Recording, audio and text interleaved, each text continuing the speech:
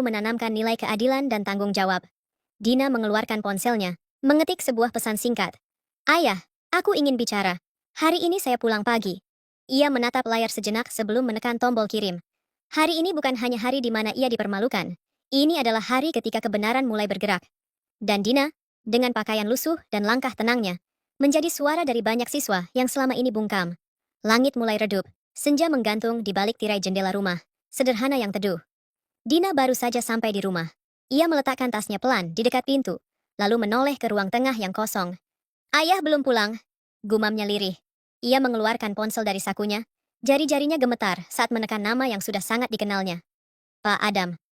Ayah, di mana? Ayah masih di kantor, nak. Sebentar lagi pulang. Tunggu sebentar ya. Dina hanya mengangguk pelan, walau tak terlihat, lalu mematikan panggilan. Ia duduk diam di tepi sofa, matanya menerawang, menyimpan letupan emosi yang sejak pagi ditekan dalam diam.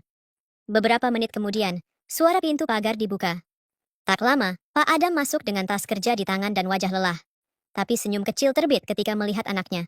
Namun senyum itu cepat menghilang saat melihat wajah Dina. Matanya sembab, bibirnya bergetar, dan air mata mulai jatuh pelan. Dina, kenapa? Ceritakan ke ayah. Pak Adam segera duduk di sampingnya, menggenggam tangannya penuh perhatian. Dina menatap ayahnya dengan mata berkaca-kaca, lalu pecah dalam pelukan. Ayah, ternyata semua laporan itu benar. Bunila adalah kepala sekolah yang arogan, otoriter. Dia mempermalukan aku di depan siswa, memarahiku tanpa alasan masuk akal. Dia menghukumku berdiri di lapangan sampai jam istirahat. Semua guru menertawaiku. Aku dipermalukan, ayah. Pak Adam terdiam, hatinya mengencang mendengar setiap kata putrinya. Ia memeluk Dina lebih erat. Aku siap melihat kenyataan, tapi ternyata lebih parah dari laporan-laporan yang ayah terima. Lanjut Dina, suaranya serak. Pak Adam menghela napas panjang. Matanya menatap dinding kosong di depannya, lalu menatap kembali anak perempuannya yang kini terisak dalam pelukannya. Ayah janji, besok kita selesaikan ini dengan cara yang benar. Dan kamu nggak sendiri. Di dalam rumah yang tenang itu, sebuah keputusan baru telah lahir. Bukan hanya sebagai seorang ayah, tapi sebagai kepala dinas yang kini tahu, kebenaran tak bisa lagi dibiarkan diam.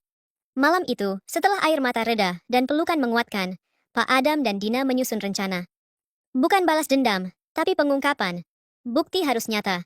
Kesombongan harus disaksikan. Besok, kamu tetap ke sekolah seperti hari ini, nak. Pakai baju itu lagi. Jangan rapi-rapi. Ayah akan datang diam-diam. Kita lihat siapa Bunila sebenarnya di depan mata kepala ayah sendiri. Dina mengangguk pelan, penuh tekad. Keesokan paginya, langit mendung menggantung rendah di atas SMA Al-Islam. Dina kembali berjalan melewati gerbang sekolah dengan pakaian yang sama. Kemeja kusam, rok lama, rambut tergerai seadanya. Tatapan siswa kembali mengarah padanya. Beberapa bisik-bisik mulai terdengar. Tapi Dina melangkah tenang. Kali ini bukan untuk diam, tapi untuk membuka mata banyak orang. Saat ia hendak masuk ke ruang kelas, tiba-tiba terdengar suara nyaring dari ujung koridor. Kamu lagi? Suara itu milik Bunila. Langkahnya cepat, sepatunya menghentak lantai koridor. Sudah saya suruh pulang kemarin, sekarang datang lagi dengan baju kumal begitu? Kamu pikir sekolah ini tempat main-main? Murid-murid yang lewat berhenti, sebagian menonton dari ambang pintu. Dina berdiri di depan kelas, menerima omelan itu tanpa satu kata pun. Lalu tiba-tiba, suara langkah berat terdengar dari belakang. Bunila yang sedang sibuk memaki, mendadak terdiam saat melihat sosok pria berseragam dinas yang berdiri di ujung lorong. Dia adalah Pak Adam, seorang kepala dinas baru yang berwibawa dan terkenal adil. Tatapannya tajam, wajahnya tegas, dingin, dan kecewa. Semua guru dan siswa yang melihat langsung membisu. Cukup, Bunila. Suara Pak Adam dalam, tapi penuh tekanan. Bunila terkejut. Wajahnya pucat, bibirnya gemetar. Koridor yang tadi riuh kini sunyi. Para guru dan siswa hanya bisa saling berpandangan, tak percaya dengan apa yang baru saja terjadi. Dengan suara tegas namun tenang, Pak Adam berkata, Bunila, ikut saya ke ruang kepala sekolah. Sekarang! Tanpa sempat membantah, Bunila hanya mengangguk lemas. Wajahnya pucat, langkahnya lunglai. Tidak seperti biasanya yang selalu penuh wibawa. Dina mengikuti di belakang, tetap tenang dalam diam. Di dalam ruang kepala sekolah, pintu ditutup rapat. Hanya ada 3 orang di dalam ruangan itu. Bunila, Pak Adam, dan Dina. Pak Adam berdiri tegap di depan meja. Tangannya bertumpu di permukaan kayu yang dingin. Sorot matanya tidak main-main. Bunila, saya datang ke sini bukan hanya sebagai ayah dari Dina, tapi sebagai kepala dinas pendidikan. Saya menyaksikan sendiri bagaimana Anda mempermalukan seorang siswa di depan umum, tanpa empati, tanpa proses yang adil. Dan ini bukan hanya hari ini. Ini adalah puncak dari banyak laporan yang sudah saya terima dari guru, siswa, dan orang tua. Bunila menunduk dalam. Suaranya kecil, hampir tak terdengar. Saya minta maaf, Pak. Saya khilaf. Saya terbawa emosi. Saya tidak tahu kalau Dina adalah anak Bapak. Pak Adam mengangkat tangan, memotong dengan tegas. Jangan minta maaf hanya karena kamu tahu dia anak saya. Bagaimana dengan anak-anak lain yang kamu hina selama ini? Yang kamu hukum tanpa alasan? Yang kamu rendahkan di depan teman-temannya? Kamu pikir mereka tidak terluka? Bunila mulai menangis, berusaha menjelaskan, tapi Pak Adam melanjutkan. Maaf saja tidak cukup. Kamu telah melukai banyak hati. Kamu mencederai amanah sebagai pendidik.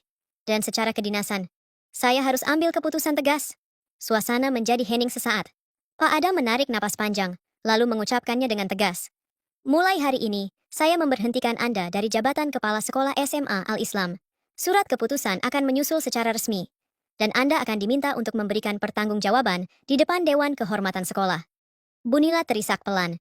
Dunia yang dibangunnya dengan otoritas dan kesombongan runtuh begitu saja.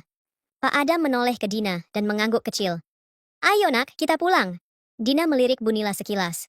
Tidak dengan dendam, hanya dengan pandangan bahwa keadilan akhirnya berdiri tegak. Pagi itu, langit mendung menggantung di atas kota. Di sebuah rumah berarsitektur lama, Bunila duduk di ruang tamunya yang sepi. Secangkir teh di meja kecil mulai mendingin. Wajahnya letih, matanya sembab karena tak tidur semalam.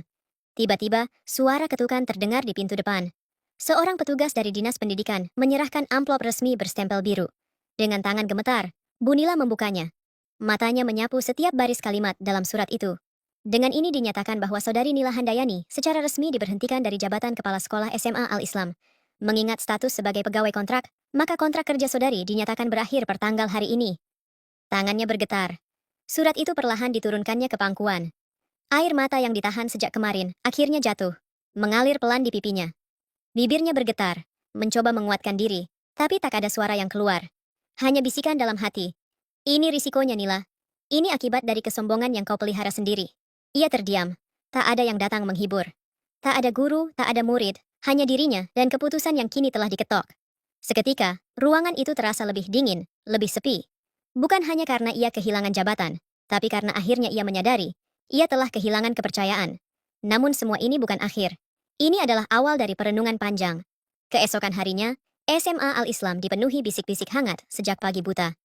Di papan pengumuman dekat ruang guru, sebuah surat resmi tertempel dengan stempel Dinas Pendidikan. Siswa-siswa mengerumuni, membacanya penuh antusias. Mulai hari ini, Ibu Nila Handayani resmi diberhentikan dari jabatan Kepala Sekolah SMA Al-Islam. Posisi sementara akan diisi oleh wakil kepala sekolah hingga kepala baru ditunjuk. Bisik-bisik perlahan berubah menjadi senyum. Senyum berubah menjadi tawa lega. Beberapa guru saling menatap, mengangguk kecil seolah berkata, akhirnya. Di ruang guru, suasana yang selama ini terasa tegang dan kaku kini berubah lebih hangat. Guru-guru yang sebelumnya diam karena takut, kini mulai berbicara. Mereka tak lagi dibayang-bayangi tekanan, bentakan, dan penilaian sepihak. Syukurlah, akhirnya dinas bertindak, ucap Pak Yadi, guru matematika, sambil menyesap kopi pagi. Aku sempat nggak percaya dia bisa dipecat. Tapi ternyata keadilan itu ada juga di dunia pendidikan. Tambah Bu Sinta, guru bahasa Indonesia. Sementara itu di koridor kelas, siswa-siswa berkumpul sambil tertawa ringan. Mereka membicarakan tentang bagaimana mereka dulu sering ditegur karena alasan sepele. Kerudung miring, suara tertawa terlalu keras, atau hanya karena berdiri di depan kelas terlalu lama. Gua pernah disuruh muter lapangan cuma karena nggak pakai kaos kaki, kata salah satu siswa, membuat teman-temannya tertawa. Dina sendiri duduk tenang di bangku kelasnya. Ia tidak ikut bersorak seperti yang lain, tapi di dalam hatinya ada rasa lega yang begitu besar. Ia tahu perjuangannya tidak sia-sia. Ia telah melakukan sesuatu, bukan hanya untuk dirinya, tapi untuk semua siswa yang dulu tak berani bicara. Ketika bel masuk berbunyi, seluruh sekolah terasa berbeda. Udara pagi lebih segar, senyum guru lebih tulus, dan langkah siswa lebih ringan. Sekolah yang dulu seperti penjara, kini mulai terasa seperti rumah tempat tumbuhnya harapan. Dan di sana, di antara ratusan wajah yang ceria, Dina duduk dengan damai. Ia tidak ingin terkenal. Ia tidak ingin dipuji. Cukup dengan tahu bahwa keadilan sudah berpihak pada yang benar. Hari ini, SMA Al-Islam memulai lembaran baru. Tanpa ketakutan, tanpa tekanan, tanpa teriakan yang membungkam. Hanya suara semangat yang kembali tumbuh.